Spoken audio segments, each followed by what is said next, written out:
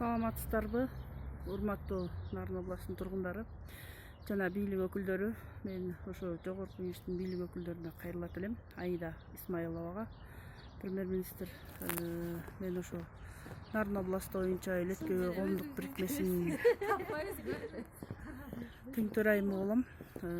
Биздин элет көйгөй коомдук бирикмеси бул канча жылдан берки эл менен бийликтин ортосундагы ажырап кеткен ажырым жараканы, ошо эл менен бийликтин ортосундагы жараканы бириктирип, элдин үнүн бийлик бутагындагы инсандарга жеткирип келебиз.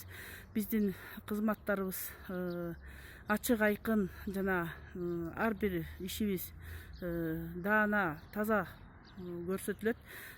Мен Нарын областынын тең төрайымы катары өткөн жумада келип ошо элдин күмөн ойлорунун корун жыйынтыгын үзөлү деп элдин ушундай туура эмес таратылып жатат продуктулар дегенде ошол боюнча келгем. Мен акимге кирип, анан вице-мэрге кирип, Самаким Сымбат Кадыровага, анан вице-мэрге кирип, комиссияга мүчөсүнө жазылып кеттим эле. Анан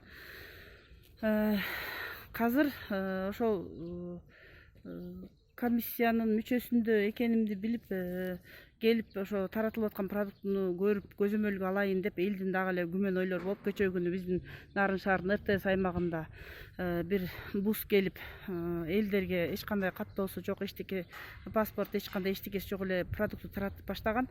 Анан ошол маалда эле бир тикеден кийин бир милиция кызматкери келип, жана соц адистин бир айымы келип продукту таратылып аткан жерден токтотуп алып кетишиптир да. Бул боюнча видео келип, анан бизге маалымат өзүбүздүн кураторубуздан түшкөн да. Анан мен ошону тастыктоо эмесинде келгем.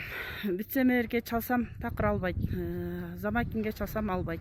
Анан кечээ күнү телефондон сүйлөшкөндө списокты бериңиздер, биз ошо кимдер алган списокты берсеңиздер, биз ошо ким алган ошону тактап ар бирине чалып көрөлү деп элдин жанагы күмөн ойлорун чек коюу максатында списоктарды сурасам, соцпомощтон барып алгыла деген да. Анан мен азыр мына Нарын областынын соцпомощунда турам. Азыр кирсем заведующий отделение жок экен. Анан списоктарды сурасам, бизде эч кандай список жок дейт. Анан кандайча жок, бир ай болду коронавирус болуп карантин башталганына десем, айылдардан барып алып алгыла дейт.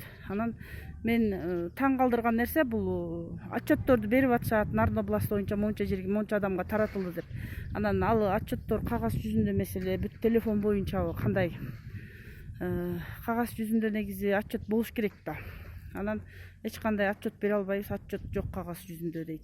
Анан мен сиздерге ошо кайрылуум, жергиликтүү бийлик биздики ушундай кайдыгерлик кылып атабы айтор.